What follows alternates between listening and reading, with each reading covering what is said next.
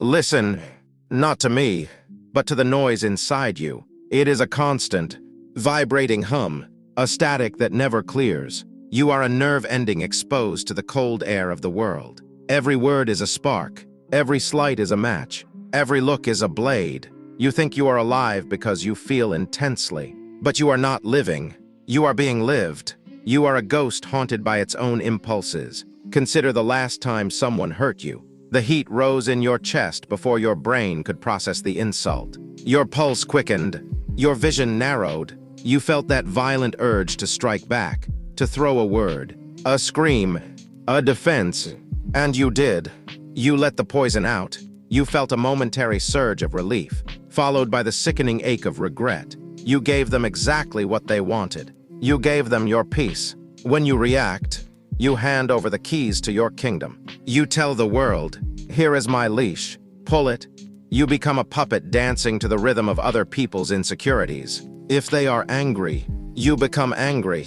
If they are cold, you become desperate. You are a mirror reflecting the chaos, never realizing that a mirror has no identity. It is a hollow vessel, defined only by what stands in front of it. This is the diagnosis. You are leaking power. Every outburst is a hemorrhage. Every defensive explanation is a drop of your life force hitting the floor. You are tired, bone deep, soul-weary tired, because fighting the world is impossible when the world is inside your head, pulling the levers of your nervous system. You have become a slave to the immediate. You are a creature of reflex, not of will, a leaf in a hurricane. There is a dark price for this transparency. When you react, you are predictable.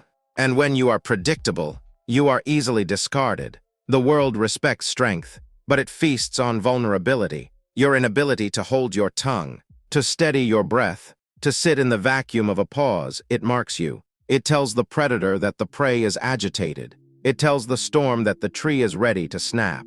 You are bleeding in shark-infested waters. The pain isn't just in the conflict, it's in the aftermath. The silence that follows a blow-up isn't peaceful. It's heavy. It's the silence of a graveyard. You sit in the wreckage of your own making, wondering why you couldn't just stay still, why the fire had to consume you just to warm a room that didn't care about your heat. You are drowning in a shallow pool because you refuse to stop splashing. You are your own executioner. True power does not shout. It does not defend its honor against the whispers of fools. But you are loud. Your soul is a crowded room where everyone is screaming. You have mistaken movement for progress and noise for presence. You are terrified of the dark because in the dark, there is only you.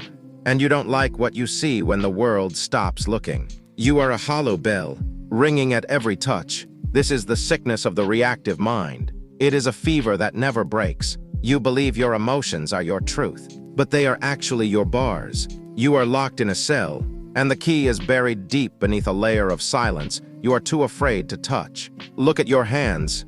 They are shaking, not from fear, but from the constant noise. To understand the dark power of silence, we must travel back to the marble corridors of the ancient world. Here, silence was not merely the absence of noise. It was a tactical retreat.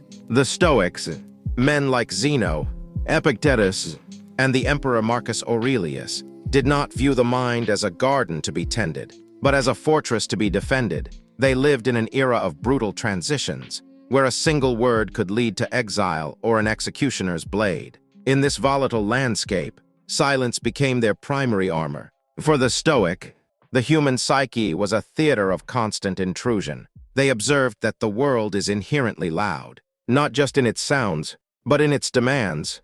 Every tragedy, every insult, and every fleeting joy was seen as a sensory assault. Most people are slaves to these vibrations. When the world screams, they scream back. When the world mourns, they collapse. But the Stoics discovered a secret doorway within the human consciousness. They found the space between the stimulus and the response. This is where the history of silence takes a darker, more clinical turn.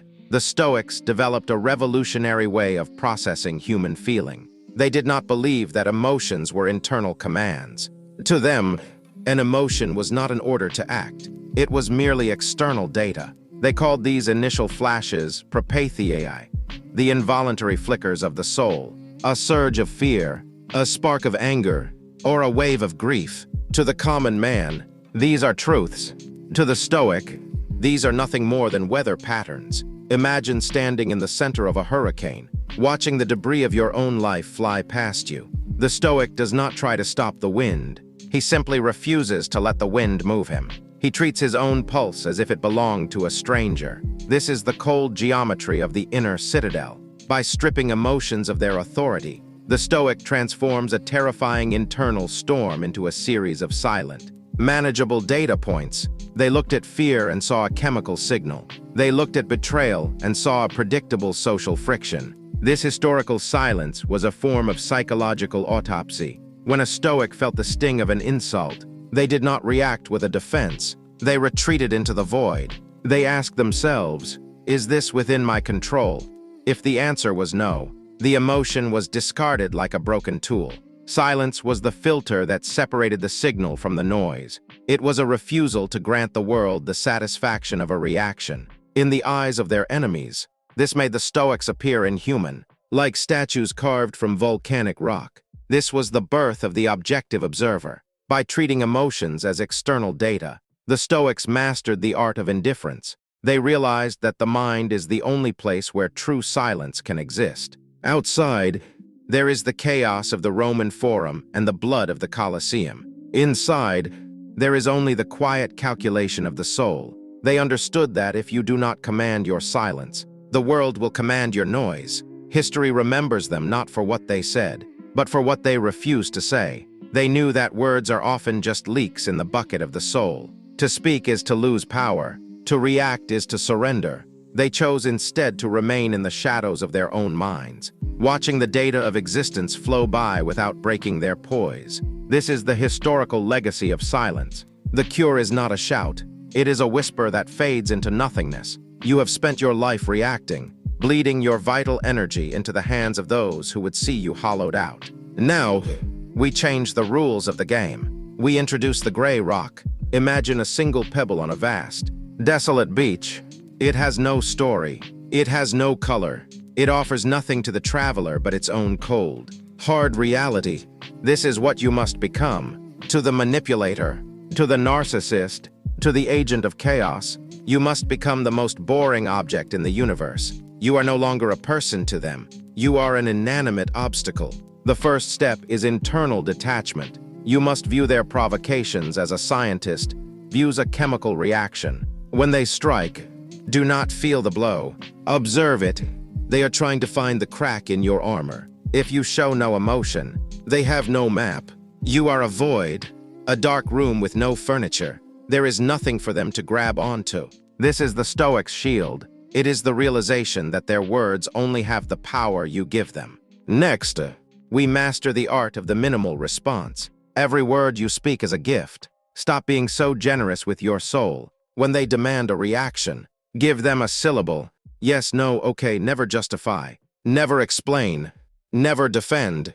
To explain is to admit that their opinion matters. To defend is to show that you are vulnerable. By remaining brief, you are starving the fire of oxygen. Without your active engagement, their drama has no stage to perform on. Watch your body. Your posture speaks louder than your tongue. In the presence of the predator, become a statue. Do not lean in. Do not cross your arms in defense. Let your gaze be soft and disinterested. You are not looking at them. You are looking through them. You are a ghost in their machine. When they realize they can no longer elicit a flinch or a spark of anger, they will lose interest. They are hunters of emotion. If there is no blood in the water, they will find another prey. This is not a retreat. This is a siege. You are reclaiming the territory of your own peace. The ancient Stoics knew that the only thing we truly possess is our own will. By choosing silence, you are exercising the ultimate form of sovereignty. You are saying, "You do not have the clearance to enter my mind." You are drawing a line in the sand that they cannot cross, because they cannot even see where it begins. The dark power of silence is its ability to turn you into a mirror. When they scream into the void and hear nothing back, they are forced to hear the echo of their own madness. They will tire. They will rage. They will eventually drift away, seeking easier targets. Their power relies on your participation. When you stop playing, The game ends. You are the stone. You are the shadow. You are the silence that follows the storm. This is your cure. This is your fortress. In the absence of your reaction, you are finally free.